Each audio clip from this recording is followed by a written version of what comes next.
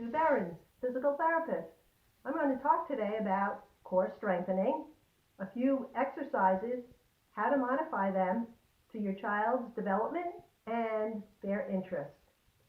So, when I say core strengthening, what is it that you think about? I know I think about six pack, but that's not all that core strength is about.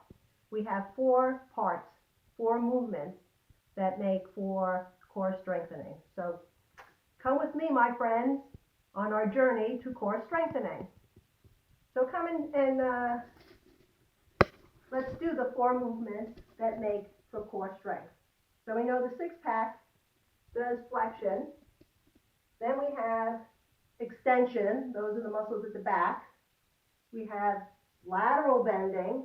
Those are the muscles on the side. And we have rotation. And those are the muscles that cross in the front and in the back.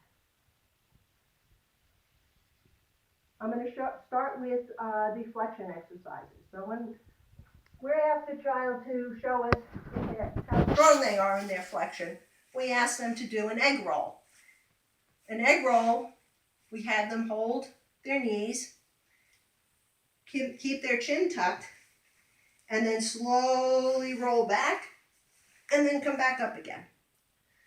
Slowly go back, and come back up again. Now, if your child is having difficulty, let's look at the components and the exercises that we can do to help strengthen those flexion exercises.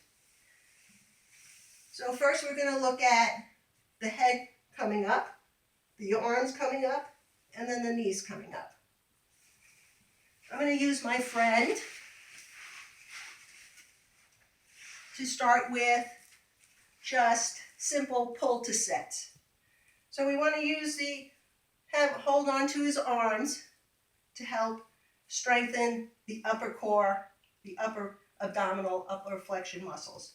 So I have him pull, pull, pull, pull, pull, and once he starts to pull, then you can pull up your head up, head up, head up, and then once they're coming up, then you'll start to see the knees come up. So that was to help with the upper part. So to help with the lower, I get some pillows just to kind of lay on, and a ball. I'm going to have them lay down, roll the ball to them, have them pick it up, grab it, and throw it back to you. You roll it to them, they pick it up, right? That's that lower abdominal. Have them grab it and throw it back to you. Can you pause? For extension, that's the back muscles. We're going to ask your child if he could do what we call either Superboy, Supergirl, Superhero, and lift the heads, the arms, and the legs. So you can see my head is up, my arms are up, my chest is off the floor, my legs are off the floor and straight. And sometimes they can even rock.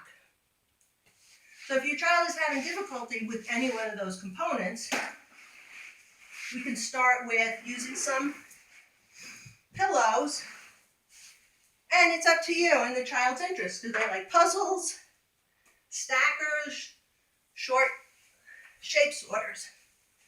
So it might be you just have a book and you're working on head lifting. So maybe the child just needs to be able to be on their elbows, nice and close, and just lift and read a book. Or just show them the shapes of a puzzle, right? They get tired,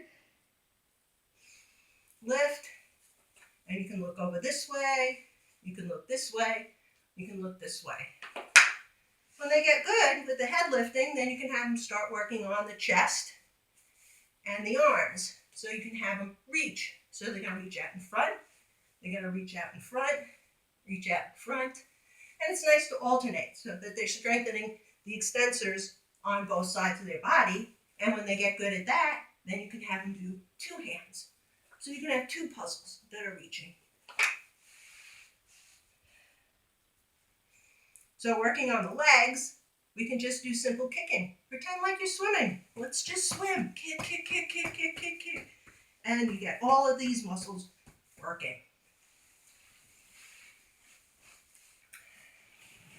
So in lateral bending, side bending, you can do it in sitting, or we can do it in kneeling.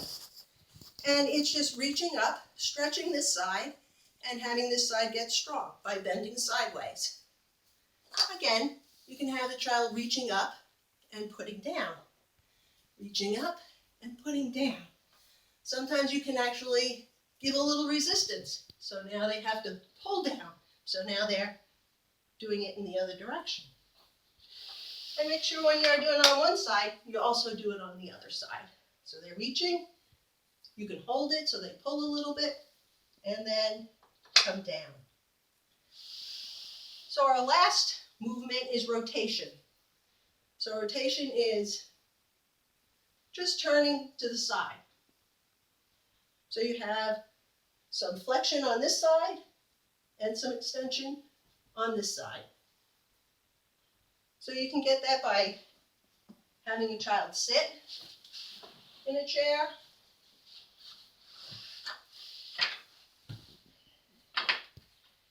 And again, the puzzle is here, you're presenting, and then they're reaching with this arm and then putting it in, back in.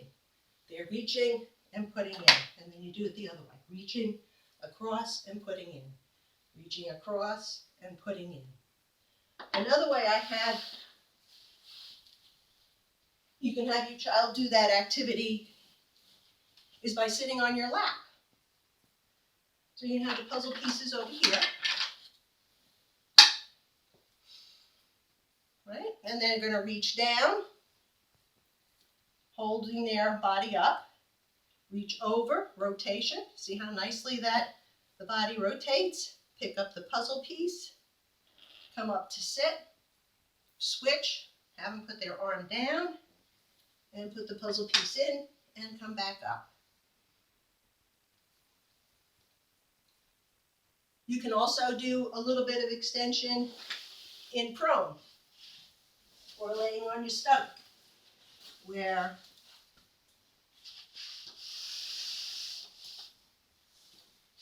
you're presenting the puzzle piece back here. So you can see I got nice extension and rotation back this way. So now we've completed our journey of the core. And I'd just like to let you know that although these are nice activities, there are other things you can do at home that are more naturalistic, like doing piggyback, right? The child is grabbing you with his arms and legs and holding on nice and tight. This is a really nice flexion activity. Going out on the swing seat slings, and they're laying on it and swinging, running with their legs. Nice extension activity.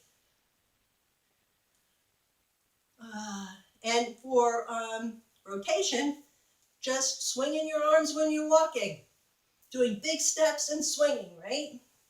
It's a nice rotation. So here ends our journey for the core strength today, and I'll see you next time. Bye.